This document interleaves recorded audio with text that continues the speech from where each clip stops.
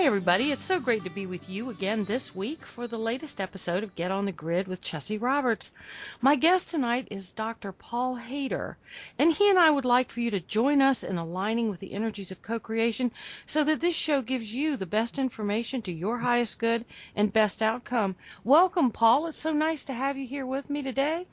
It's great to be on the show. Thank you.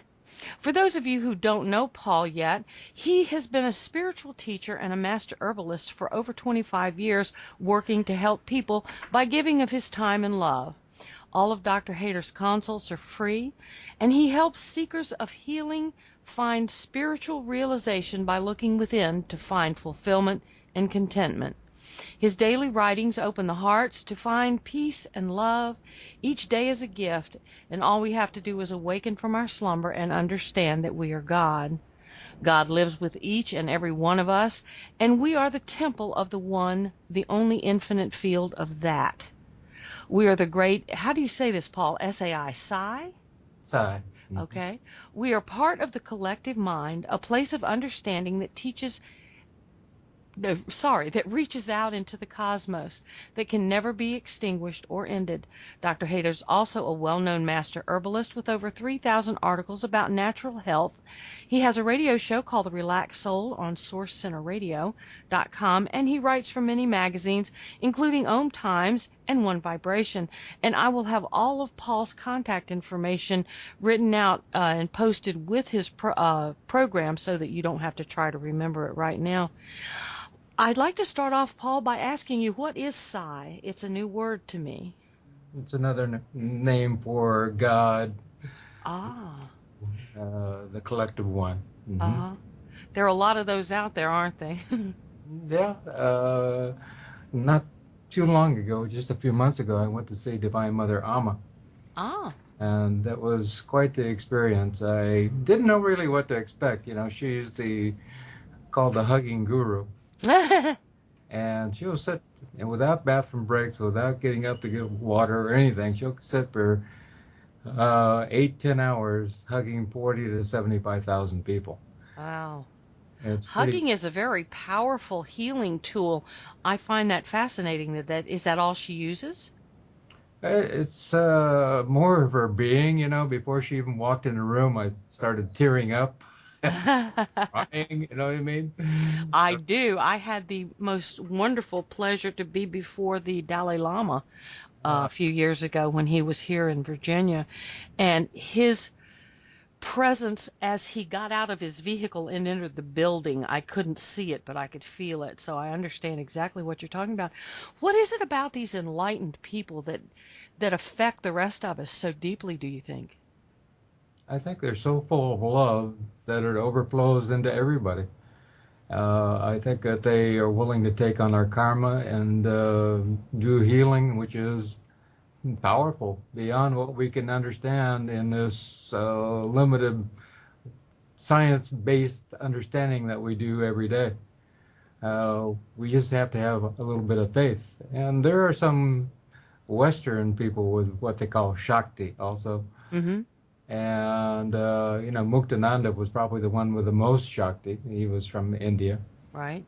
And he was pretty amazing as far as people would come up to him. He would tap him on the little bindi spot in the middle of their forehead, and then they would all crawl in the corners and meditate for like 2 days.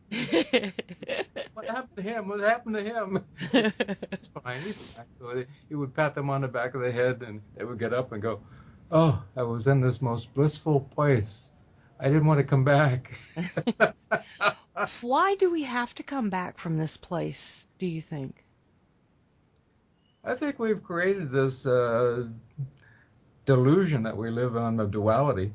And we don't really have to come back. Once we see the light and we start to envelop everybody else in that light of love, we can spread that throughout the world, and we will end all the wars and the suffering and the starvation. It's coming. There's no doubt about it. I feel that much of it will happen by 2023, to tell you the truth. Wow. Very cool. You were talking about Shakti. I know what you're talking about there, too. I was at Swami Muktananda's ashram, Mm. And I asked one of the monks there as they were passing out, and I can't remember the word for it, but it's the food after satsang. Mm-hmm. And I asked the monk, I said, do you think I've received Shaktipat from the guru? And she put the tray down and put her hands on both sides of my face, and she says in the most unique little accent, "Oh, my dear, you are so full of Shaktipat. It will never leave you, and it's everywhere." And every time I start to feel like I'm coming out of that state of bliss and back into my biology, I remember what she said, and it sends me right back there again. Mm-hmm.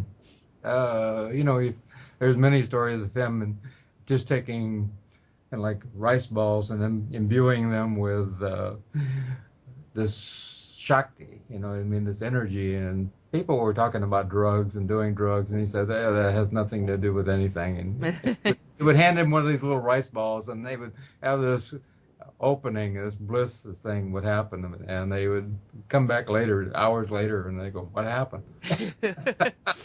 For our listeners who may not know, Paul, could you explain what Shakti is?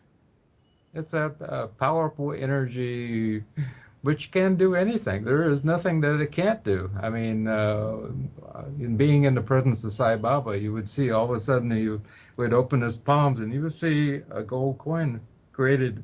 It would be light at first, and then all of a sudden there would be a coin there right in front of your eyes. It was really amazing. And then all of a sudden these fruits would appear out of season, out of nowhere. There is nothing that it can't do. Many of the gurus would not do that kind of thing just because they didn't believe that they should try to win you over to understand that there is divine love that is all powerful and that everything can happen. But he was the one that said, I'll give you what you want until you want what I have to give. Well, that's an interesting concept. I kind of like that. Yep. This is absolutely attainable for anybody who truly wants it, is it not? Yeah, I think Dr. David Hawkins is one that has Shakti in the United States. I'm not familiar with him. Would you tell us about him? Yeah, he is a doctor, and he wrote the book Power versus Force, and he went through every spiritual text there is and used muscle testing to see what was truth and not truth. And that's how he really got his start, and was able to tell which books had the percentage of truth and which one didn't, because some of them are changed over, millennia. Mm-hmm. And it's pretty powerful. And everybody says that I haven't met him myself, but everybody says that everybody that meets him that he has that Shakti energy, that love energy, which is all powerful. Mm-hmm. And Al Karundi Amai. Sri Alma Karundi Amai also has that Shakti energy. They say if she puts her hand on your heart opens up right away. And she also does distance healing. You just bring her a picture of somebody that's sick, and she said, no problem. And then you call back to the person's in intensive care, and all of a sudden a miraculous thing has happened. Wow. And that person, all of their blood chemistries went back to normal, their heart rate went back to normal, their liver healed all of a sudden. It's just amazing. And that's what Shakti is. It's a miracle. There's no other way for us to comprehend it. It's the energy of all-encompassing love. I think Victananda put it really well. He said, love is truth, truth is love, and I'm totally okay with saying it's just plain unconditional love. Do you think that, I'm just going to say, the average individual has the capacity for this? True unconditional love? We don't have the capacity. Whether we do it or not, that's another thing. Well, that was my next question. I have a lot of my students tell me that they can't let go of this, they can't forgive that, they just can't. And I keep telling them, you can if you choose to. Mm-hmm. And that's the whole crux of it, isn't it? Yeah, I remember My dad died of a stress heart attack at 57, and at that point I was a young kid, and I was angry. There's no doubt about it. I was angry. Why did my dad die now? That type of thing. But eventually came to understand it was a great gift that he gave me, and I had to be thankful for it because he put me on the path that I am now. And to understand myself and go inward, because all the answers lie inside. It's not out there. Right. And so it's for me to delve in deeper to find the true self, which is, there is that true area of bliss in each and every one of us. Whether we are willing to take that time to connect with that or not, that's a whole different thing. But many of us are so busy, wrapped up in the world of Maya, that we think that it's not possible. But it's difficult because a lot of people are working 3 jobs now, and to connect with that takes a little time of going in and being in silence. And a lot of people have no clue what that is. True. You said something about gifts. I'd like to talk about gifts for a moment. We get gifts all the time, but a lot of us don't see them as such. Do you find that to be true? No, it's absolutely true, because everything is a gift if we look at it in that way. Mm-hmm. Even what appears to be a tragedy, yeah? The divine works in mysterious ways. Everything that we call a tragedy in the outset looks like a tragedy, but in the long run is something miraculous that has happened. People change form. There is no such thing as true death. The soul doesn't die. We just transmute into something else. Even Dr. Long, which was a skeptic for the longest time, who started doing studies on near-death experiences, finally became a believer because every one of the people he interviewed had similar types of experiences when they crossed over to the other side. Mm-hmm. They had slight differences with cultural backgrounds and beliefs, but basically they were the same. And even those who were skeptics had the same type of experience. Right. It was pretty amazing that here's a man that is a skeptic that is trying to prove that this is not true. That's proving it is true. That's the best kind of skeptic, I think. I think if we approach things from a certain degree of skepticism, we do find out that it is true. As you were talking, I was remembering something that happened to me several years ago. One of the things that I teach when I'm working with clients and students is that whatever comes along is your next best thing if you choose to see it that way. And I sort of got that lesson handed to me when I had a cancer scare several years back. And it was one of those, you go in and they say, okay, we've checked on all of this. Now you wait 10 years till we get back to you with an answer. And I think that waiting period's just awful. And while I was waiting, I got really scared. You know how we can talk ourselves into this agony of expectation that just frightens the heck out of us. And I was kind of there, and finally I said, oh my goodness, what are you doing to yourself? You're going to create the very problem you don't want if you keep this up, because my fear was so intense. Mm-hmm. And so I said to guidance, I said, help me with this. And I got, it's your next best thing. Just relax and let it be. Mm-hmm. And I told my husband, I says, it's my next best thing. And he looked at me and he said, how is that? How do you figure that? And I said, well, if I have the stuff, I can use this experience to teach the waiting and to teach the mindset. And if I don't have it, I can use this experience to teach the mindset and teach the waiting. And so either way, it's my next best thing, and it's turned out to be true. And for those of you who don't know, I did not have it. It was not anything but a shadow, yay. But my point is that the gift was in the fear and the overcoming of the fear and the realization that I didn't have to be afraid because I am that soul. I am that thing, that energy, yeah? Mm-hmm. And that's what happens with it. People go first into fear, then they go into anger, and then anger causes all kinds of problems, you know. It sure does. I have an article called about anger and cancer, and there's so many scientific journals pointing to the fact that this anger creates these manifestations of cancer and different types of diseases. And the fear also creates disease, especially kidney disease. The Chinese and traditional Chinese medicine talk about the different aspects of, processes going on in the mental body, which creates manifestations within the physical body. Well, that's true. Yeah. Your mentality can change your body chemistry drastically. There's no doubt about it. And if you took somebody who has multiple personalities, well, with everything can change, because one personality can be a type 2 diabetic, another person can be postmenopausal, another person can be totally normal, and it's pretty amazing that can happen. Why? And nobody really talks about that. You know what I mean? That these mental, physical changes actually happen, and we know it. And then doctors look at that and go, "That's not true."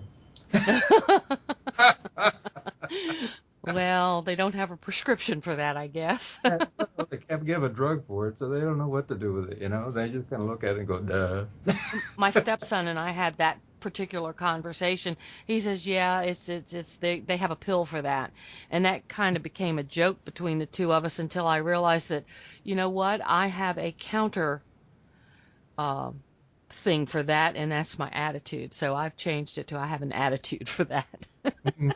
Yeah, I think that's good. Some of these things that pharmaceuticals have come up with, like restless leg syndrome and all these different things, this is manufactured fear. No doubt about it, which we end up taking a pill for. You did, what is it, the acid reflux. They wanted to put me on the little whatever pill it was for that. And I said, he handed me the prescription, and I thanked him and walked out the door. And as I drove home, I thought, I don't want to take another pill. I don't want to take any pills at all. And I had just gotten over getting off of some Schedule II narcotics that the doctors had me on for pain for my arthritis. And I thought, no, I don't want to do this. So I came home and started looking around for holistic ways to get rid of acid reflux. And they said, take organic vinegar with mother. And so I went in and looked into that, and I did it for about, I don't know, maybe a week, maybe two, and the stuff has not bothered me since. And if I can get around Big Pharma by using something holistic and natural, I'm going to do that. And that's my story, and I'm sticking to it, because I've gotten better results from that than I ever did from the other stuff, because there aren't side effects. Right. I think a lot of people are way out of balance also. I mean, I've had one lady that came to me, and she would go to bed at 2 o'clock in the morning, get up at 7, have a cup of coffee, run out the go at noon, go to fast food, and go and get some fast food at some fast food restaurant, come back, work till 7 or 8, go home, watch TV and have junk food on the way home, and then watch TV till 2 o'clock in the morning, and do that over and over and over again. And then she wondered, why she was feeling terrible. And I said, can we look at this? Yeah, when your gut flora is out of whack, your whole body's messed up. Yeah. And it's an easy fix, actually. It is an easy fix, but it's not easy. I mean, you think of somebody who's got their total circadian rhythms is out of balance, and well, there's that too. And people are sleeping during the day, and they're awake at night, and it takes a lot of effort, and they slowly have to adjust themselves back by half hour, every night until they get back into their normal circadian rhythm. But it takes work. There's no doubt about it. Well, that is true, and I didn't mean to say blithely that everything is easy. I really believe it's as hard as you want it to be. And once you've made up your mind to do something, and you put yourself on that path, I know from experience that every once in a while you think, if I just cheat this one time, it'll be okay. But that's sort of a slippery slope, isn't it? Yeah. I had a lady that I worked with. She she was like 250 pounds, and she was taking insulin and other drugs for her diabetes, and we got her to walking 5 miles a day, and she started just doing lots of veggies, and we got her off the insulin, got her off the medication for her diabetes, and all of a sudden she decided, I'm going to have 4 glasses of wine. Oh. And 4 glasses of wine will push you right into a diabetic coma. And I said, you can't do that. Yeah. And there is no off time. Yeah. Well, like I talk about a lot is balance in everything. Mm-hmm. And maybe 1 glass of wine once a month wouldn't hurt. But, yeah, you don't want to slam yourself with anything. And I've done that out of ignorance and out of stubbornness and out of sheer just want to. And I've discovered the hard way that that's not a good thing to do. Yeah, it's not a good thing to do, but at the same time, we do have to forgive ourselves and move on. And that's another thing I like to talk about. You've just really hit the nail on the head, is forgiveness. I have a lot of people who are bucking that activity of forgiving. They tell me they don't understand why it's important, and they can't forgive themselves because they're so horrible and all this sort of thing. What is your take on forgiveness, and how do you approach that with the more stubborn clientele? They'll get there when they're ready. Maybe in this lifetime, or maybe in the next, or the next, or the next. We are going through what we need to go through. Mm-hmm. And it's not for me to make it happen for them. It's for them to find something within what I said that may click and open up a door for them to make that happen. Oh, good. I'm on the right track then. Thank you. And for me to impede their growth by trying to make them do that, that wouldn't be right. You know what I mean? So they need whatever they're going to get, they're going to get through their life. There's no doubt about that. I'm just a catalyst for the process. That's all. I like what you said about impeding their growth by trying to make them do something they're not ready to do. I find that is a big hang-up with a lot of people, and I kind of had to wrap my head around it too when I started working with the general public. If it's their time, it's going to happen for them, and if it isn't, it won't until it's time, and that's okay. Yeah, but most people come to a person that usually are ready anyway. They came because they know it's time. Mm-hmm. And so there's not a whole lot that has to be done. You just have to click on the right words, and all of a sudden it spontaneously happens. Mm-hmm. Other people are just curious, and they already just want to look and touch it and say, oh, I see that there, but not now. Mm-hmm.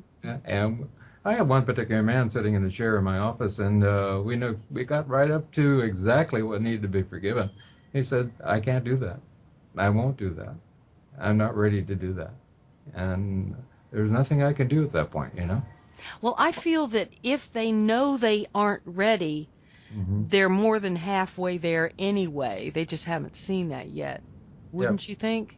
Mm-hmm. There's no doubt about it. I mean, once you can bear witness to yourself that you're not ready, you're on the road to healing. There's no doubt about that. The timeline, I don't know. It may be a long time away. It may be tomorrow. But it's coming. It's no doubt about that. But a lot of our physical problems have to do with that. I know a person who had a glucose of 450. The doctor wouldn't let him out of the doctor's office. He said, you're going to die right here. Wow. And it all had to do with him not loving himself, and then really hatred for himself about things that happened in the past. That's kind of the crux of it, isn't it? Mm-hmm. Yeah. Or also there's abuse sometimes, and abuse, eventually we have to get to the place where we can forgive, forget, and move on with the abuser, and even see that person if we happen to see them in the street or something, and be able to say, I forgive you in ourselves, Mm-hmm. And because, well, forgiveness isn't for them anyway, it's for you, right? Right. It's for that particular person that's going through the process and was abused, so that they can heal.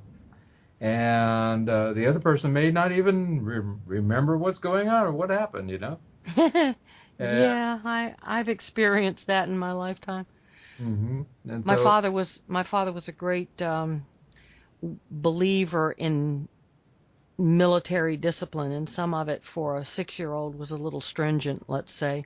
hmm And I overheard him talking to my ex-husband about how proud he was of the way I had turned out, and it was all due to his military discipline, and that if he had to do it all over again, he would.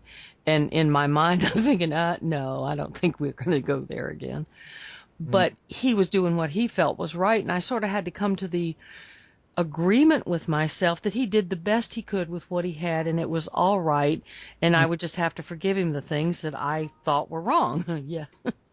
yeah, that was your process that you had Right. through to in this journey, with the pact that you made with the infinite before you came in through that connection of conception, you know. Mhm. And we all come with things that we're supposed to heal. Well, we actually, when we become enlightened beings at a certain point, we come back just because we want to. And we say, I want to go experience that. And I want to help with spreading love, you know? And so we make a pact and we come back and we go through that experience, even though it's painful being in a physical body. And it's not that blissful thing that we should really be feeling if we're connected in that light. I'm Uh, not sure that any lesson is blissful, is it? hmm? Not Oh, in bliss the outset, anyway. in light, we're in that blissfulness Uh-huh. on the other side. Right. Uh, but in the physical body, it's not blissful. There's no doubt about it. There's just the aches and pains and being, having to get out of bed and all that kind of stuff, you know. Right. It's taxing, and then the lessons are difficult. There's no doubt about it. But they're necessary for our growth. You know, if we were just handed something on a silver platter, would we learn anything?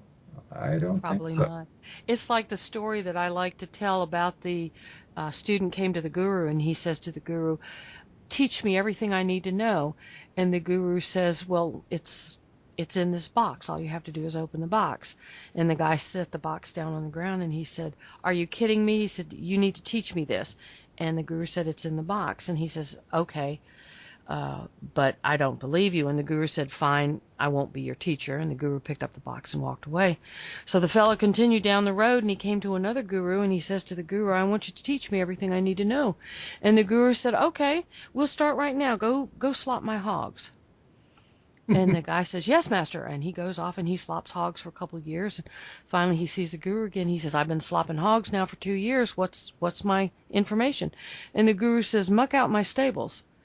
And the fellow says, oh, okay. And so he goes and he mucks stables for a while and he finds the guru again. He says, all right, it's been 4 years now. What do I need to know? And the guru gives him another chore. And this goes on for like 20 years. And finally the guy comes to the guru and he says, all right, I've been your servant for 20 years. What do I need to know? Tell me now, teach me. And he handed him the same box and he says the answer's in this box. And the guy joyfully opened the box and absorbed everything that was in the box. And it's that working for something you feel is worthwhile Mm-hmm. lesson that you were just talking about. Actually, Sai Baba would do that. He would ready to go do that, and then we'd give him 10 or 12 years to go do that. Yeah. And then they would come back and go, okay, now make me enlightened, and he would say, okay, go do this now. And finally they would come to a certain point where they just knew everything was okay because they reached that place inside themselves already. Right. And I think that's what we do with the lessons. Mm-hmm. We butt our heads against them, we go out and make the same mistakes, and the same lesson pops up and we don't see it yet till all of a sudden one day that light goes off and go, oh, I get it now. Mm-hmm. And that lesson goes into your arsenal of lessons, and then you start butting your head against another wall because there's another lesson to learn. But the cool thing about it is the more this happens, the faster you recognize the lesson, yeah? Yeah, there's no doubt about that. I mean, there's many stories about that. Actually, there's a man that was training to be a Zen Buddhist, and he put 20 years in of sitting in meditation 6 8 hours a day, and And all of a sudden one day he just sitting there and he decided just to go inside and touch his heart with tenderness, Mm-hmm. and he just burst into tears. And he said, and he went to his teacher and he said, "What about that?" And then his teacher was Master Suzuki, and his teacher said, "It took me 20 years to figure out there were no rights or wrongs." He said, "Well, I'm right on track. It's been 20 years." Spontaneous enlightenment can happen at any time, yeah? Yeah, no doubt about it. Some people, you've seen the children that are old souls and they know so much. Other people, it's not till the very last moment of their life that something happens. And that's okay. That's your path. That's Yeah. one of the things that I'm kind of, I'm not going to say struggling with, but one of the things I'm attempting to wrap my head around these days is that just because someone else is having success in one arena of their lives, and that's not where my success is, I look at it and at first I was thinking, well, why them? Why not me? I've worked just as hard. I've done everything. And then I remember, that's my path. This is my path. My path is not the same as somebody else's. And Oh, it's okay. yeah. I get that a lot with people with money, you know what I mean? Yeah. They have all those millions of dollars, and I don't have those. I've been working forever, you know what I mean? And da da da da da. And I said, well, you have a different path. You have different things that you're supposed to learn, and it doesn't mean that you can have money, but there will also be things that you will trade off for that also. Right. Are you willing to do that? And it's not, I'm sorry, go ahead. And I think a lot of people are not willing to do that. You know what I mean? For me, money is not that important. Everything I own that I think is important, I could put in one little tiny suitcase, and that would be it. So for me to do, like on Fridays, I usually do 7 or 8 hours of meditation. That's important to me. Right. Find that deep inner peace and connection to self. Well, I've discovered that the more I'm connected to spirit, the more I want to stay connected to spirit. Mm-hmm, mm-hmm. I do not want, or I don't desire, to go back to the way things were. And this lesson, this path, this process that is yours individually, meaning all my listeners and me and you, or whoever happens to hear this, it's your path, and your strong suits are going to be your strong suits, and go ahead and work with those rather than lamenting your weakness. Mm-hmm, mm-hmm. And reach for those strong points, and you'll find that will propel you faster than any amount of asking why me and why not me and that sort of thing. Yep, there's no doubt about that. I've met billionaires. I've had friends that are millionaires. I met the man who was the inventor of the VW bus, and he was not a happy man. It's just nothing. Money has nothing to do with happiness. No, it doesn't. And these places of lack don't have to be just with money. They can be, and let me rephrase that, these places of lack or these places of strength. Mm-hmm. They don't have to do with just money. They can be anything in your life. One of my clients was telling me that they can see angels. They see them everywhere. Mm-hmm. Well, I don't see angels. I would like to, but I can feel them. And that's what my path is to feel them rather than to see them, because, and I've had long talks with guidance about this, that in my paradigm, in my little what's going on in my journey, to see them would distract me from other things I need to be doing. And that's okay. Yep, I see them. I'll tell you a story. A long time ago, I was house sitting for some people in Monterey, California. And these people had 2 dogs, 9 cats, a bunch of fish, a couple birds, 2 rats, all this stuff, It was like, it took me 2 hours in the morning to feed everybody, water everybody, that kind of thing, And the same thing in the evening. I had to do the whole thing over again, and mow the lawn and all this stuff. And so I finally get to bed and go to work. And I finally get to bed about midnight because I had all this stuff to do. And here about 1 o'clock, here's the dogs barking. Row, row, row, row, row, row, row. Oh no, what is going on? Well, you got to get to sleep. And I get up and I go out there and console the dogs. They probably saw a cat or something, I said. And I went back to bed. And in the indentation in my pillow, there were these little lines of light that were moving back and forth, round and around.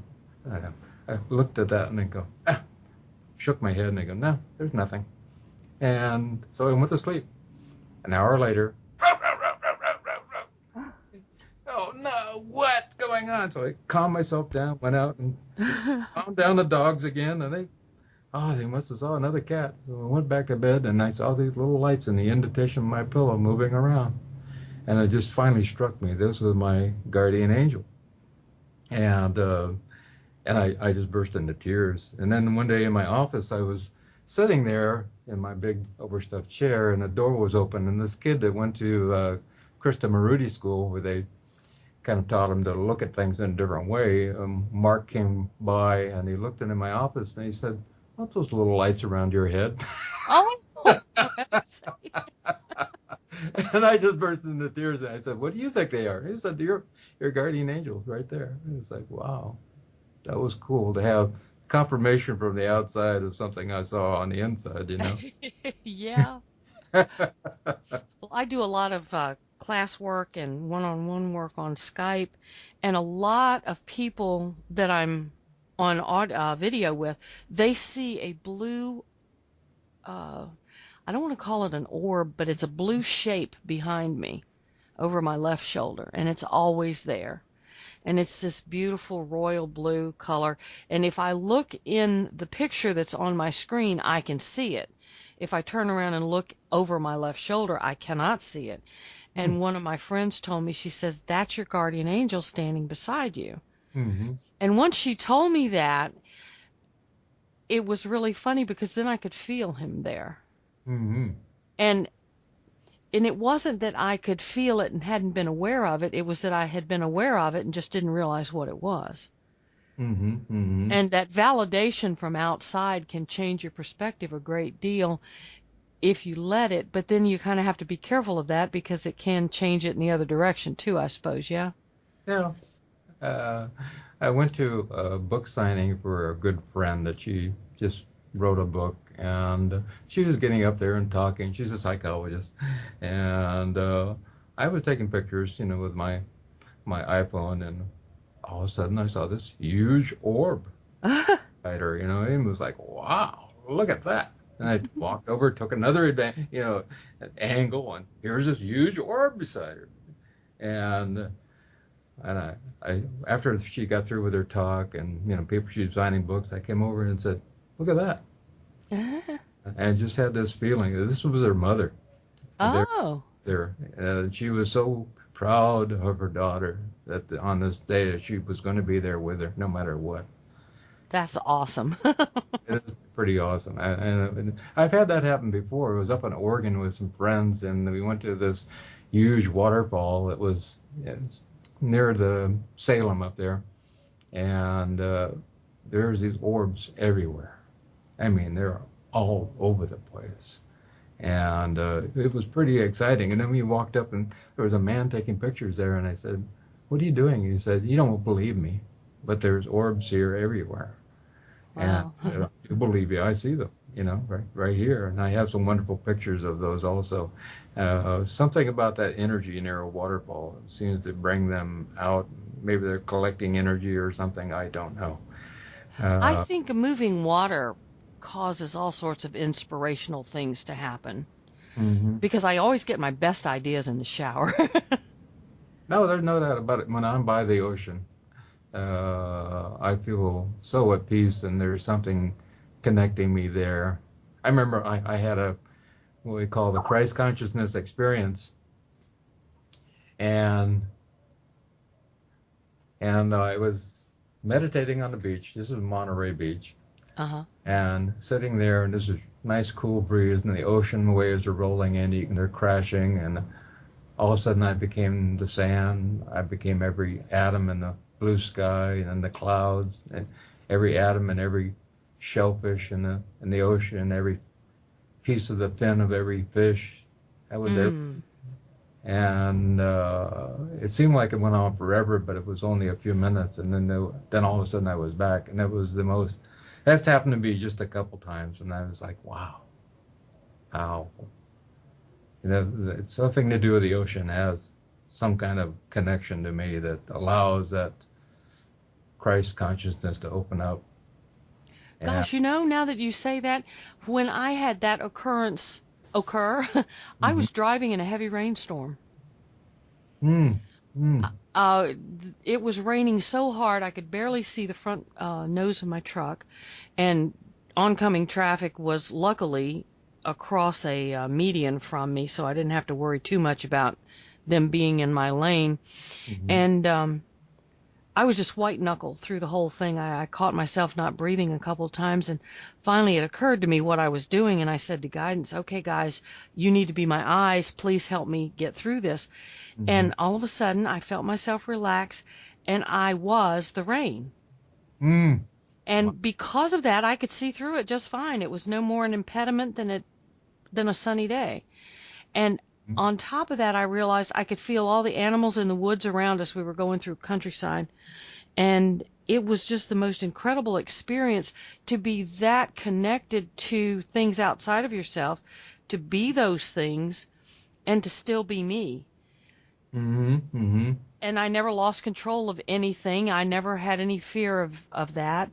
And sooner rather than later, the storm had passed and we were out in the clear sky again.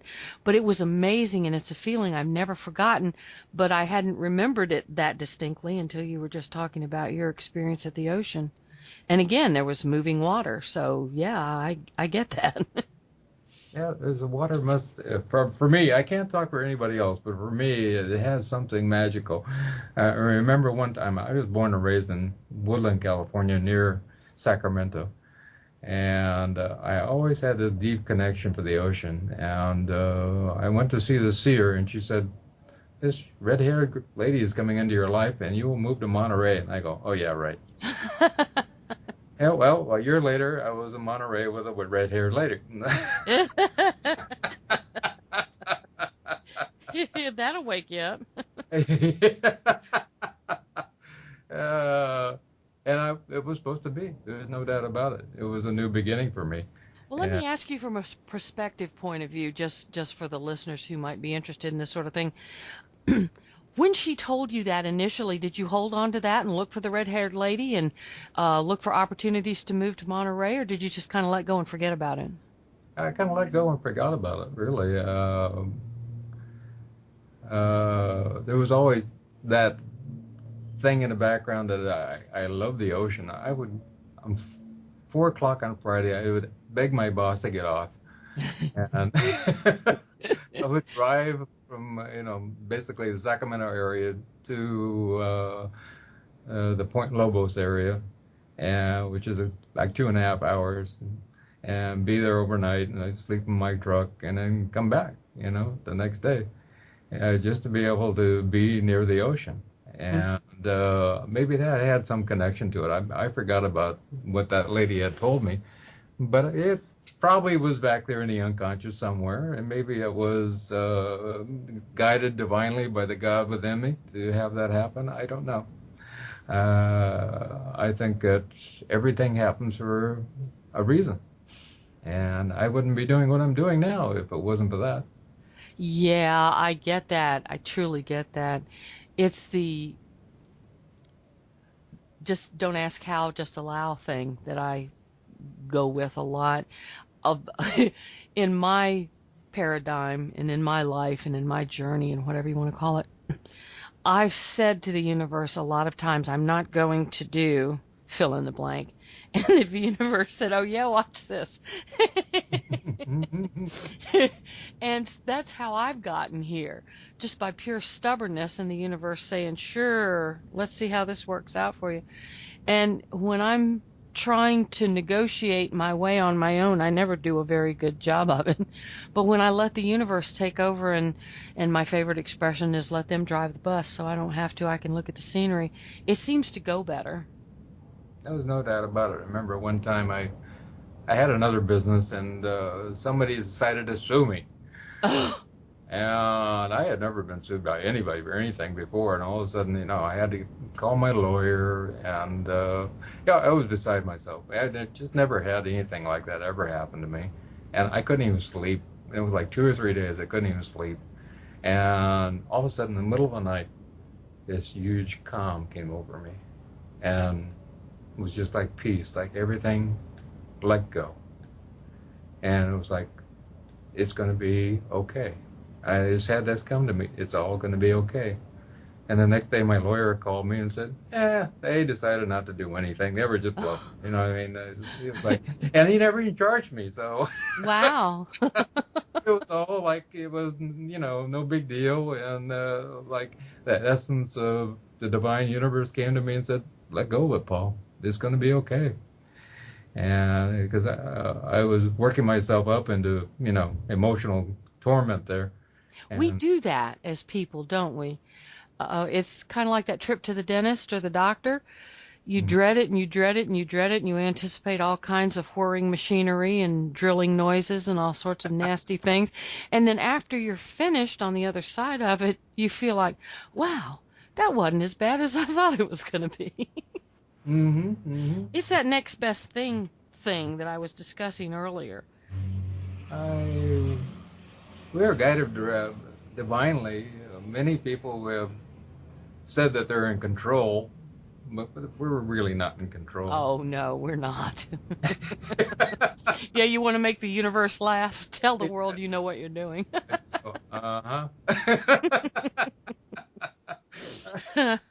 Everything's happening for a reason, and we have to accept that this divine guidance is putting us where we're supposed to be, no matter what it is. Sometimes it's difficult. You just might find yourself in the middle of the Ukraine somewhere and say, be helping some poor person who, got wounded, and you don't know that you're supposed to be there to help that person. And you may be lamenting that, why am I here? Why am I here?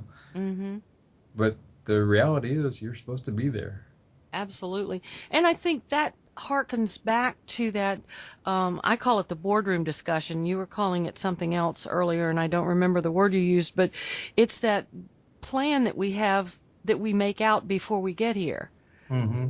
Is it, I want to go back and I want to learn this thing. And so the universe makes that happen, and everybody who is at the boardroom table with you conspires with you to move you in that direction. And a friend of mine, I believe it was Sherry Cortland, calls them relationship villains.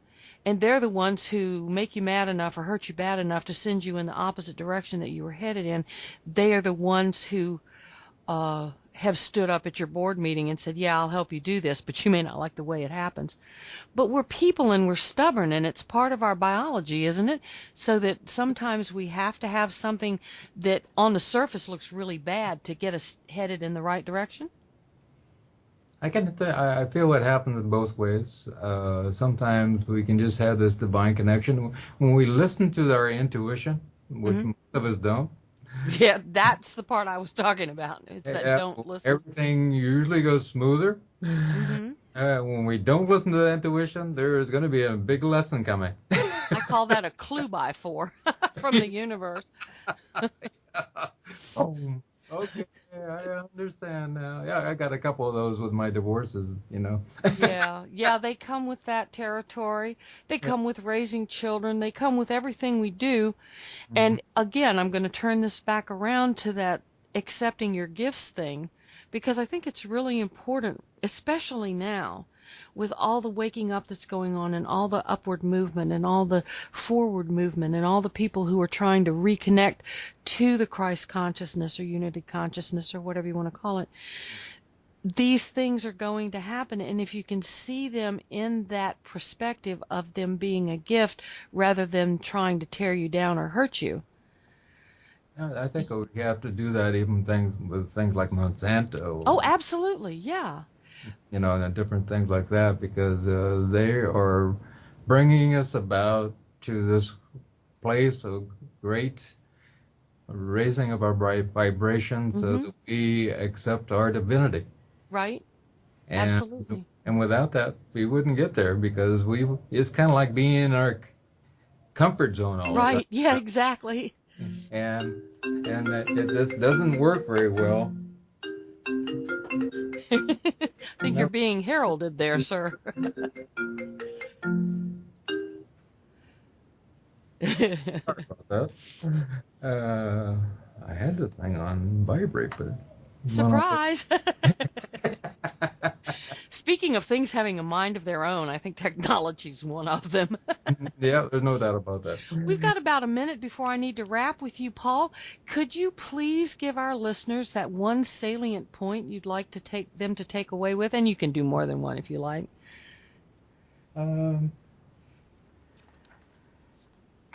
Be love. I like that. Be love. Mm-hmm. That's wonderful. It's short, it's simple, but it really wraps up what the world needs. Yeah. And if you are loved, eventually it will come back around to you in one way or another. Mm-hmm. And it is the essence of what will heal this world.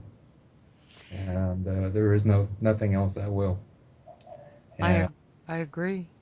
and if we all unite in being love, everything will be absolutely wonderful.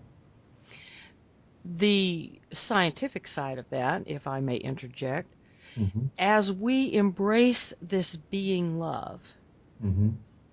and we wrap our minds around that, and our brain starts to function with that information, the energy of love, the pharmacopoeia, if you will, of love in our body cascades throughout our body, and it resonates out from our physicality so that it embraces the people around us.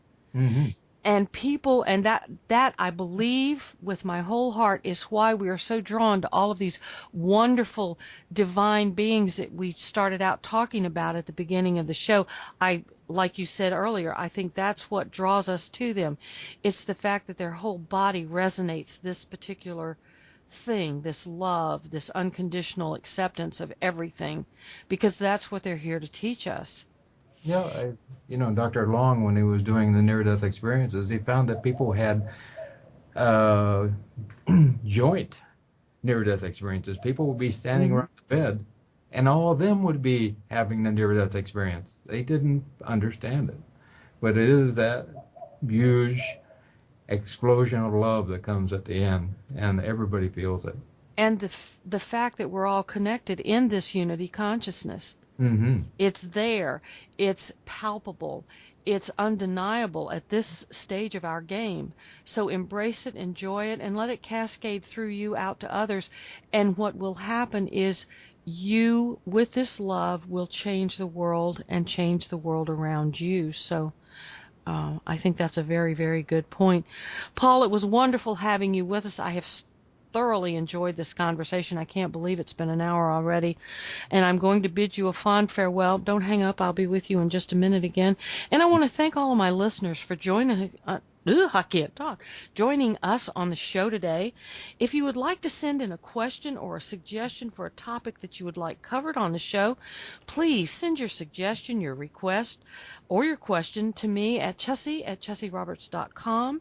You can find all of my information, all of my classes and programs and services and all of that on ChessieRoberts.com. You can find my music that you heard at the beginning of the show at ArchersMeadow.com, and my book is on Amazon.com. Paul, you've got books out there everywhere. Where are yours? Are they on Amazon? Yeah, I have one called Relax Into Success, which is a workbook about spirituality, and I have another one called 21 Ways to Live a Stress-Free Life in Only 21 Days. Cool. Yeah, that's a nice little book that puts you on the course of figuring out your own peace inside. Cool. My book is about my story of awakening, and it's how I went from being a wonderful, the best puppet on the planet to being my own puppet master, and how that changed my vibrational frequencies through music and through crystals and all that sort of thing to create the crystal grid program that I have for people to raise their vibrations and help them. So, like I said, you can find that on Amazon. Just put in the search engine Chessie Roberts and I will pop up. I want to thank all of you for listening. Please come back anytime to hear Get on the Grid with Chessie Roberts. Have a great week, bright blessings, and have a great day.